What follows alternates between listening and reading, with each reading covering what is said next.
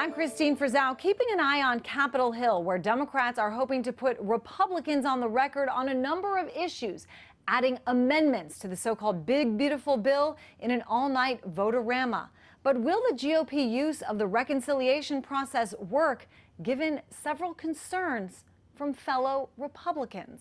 Subchapter B, improving services for seniors.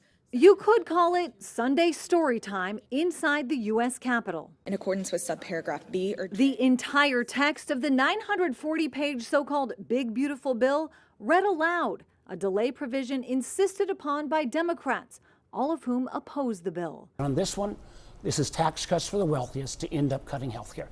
Plain and simple. You can put any lipstick you want on this pig, but it's still a pig. But the future of the legislation in the Senate will come down to Republicans, who hold the majority and include holdouts. But the vast majority praise the legislation, defending things like work requirements for some people who receive Medicaid. We're trying to make structural reforms that make these programs stronger and make them be able to actually last and be there for the people who need that assistance. This cuts spending. It's the largest deficit cut by any Congress ever in history. It makes tax cuts permanent. But those tax cuts, including for the wealthiest Americans, as health care and food benefits are cut for millions of people. It could also increase the debt by more than $3 trillion.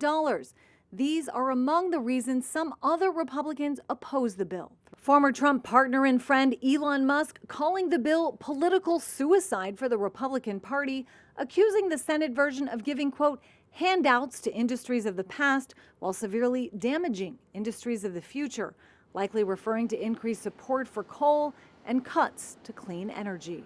The president, in a post, singling out some Republicans who had concerns about the bill but voted to advance it anyway. Republican Senator Tom Tillis, meanwhile, announcing he would not seek re-election after voting against the bill.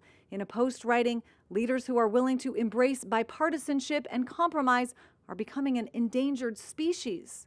If and when the Senate passes the bill, it will need to return to the House and be passed there, where Speaker of the House Mike Johnson is already hearing criticism from fellow Republicans. Still, the Speaker of the House says those critics will not stop the bill from passing before President Trump's July 4th deadline. I'm Christine Frizzau reporting.